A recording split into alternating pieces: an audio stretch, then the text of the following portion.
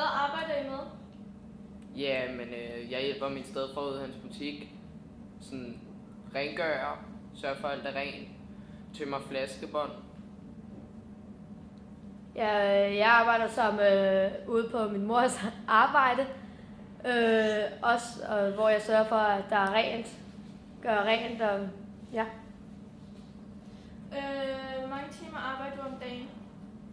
Det er forskelligt fra dag til dag, men jeg arbejder mest i weekenderne, så jeg kan gå i skole i hverdagen. Jeg arbejder som regel kun om tirsdagen efter skolen i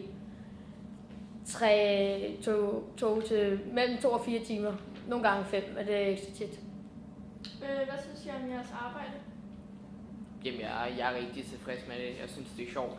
Ja, samme her. Man får en god løn. Og Ja. Okay, var I klar over jeres rettigheder, da I blev ansat? Ja, 100%. Okay, går jeres chef op i jeres rettigheder? Ja, selvfølgelig. ja, Det bliver han jo nødt til. meget. Så han respekterer jer? Ja, Ja, selvfølgelig. Okay. Hvad tænker I, når I ser børn i ulængde? ja, men de kunne jo have haft det bedre. Altså, de skal jo arbejde i hverdagen for at tjene føde til familien. Altså, i stedet for at gå i skole. Så det er selvfølgelig ærgerligt for dem.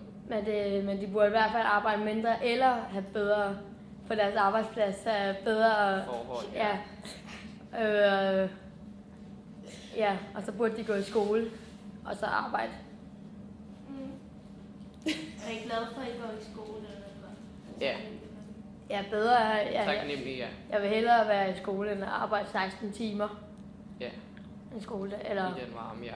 ja, med dårlige vilkår. Tak for at I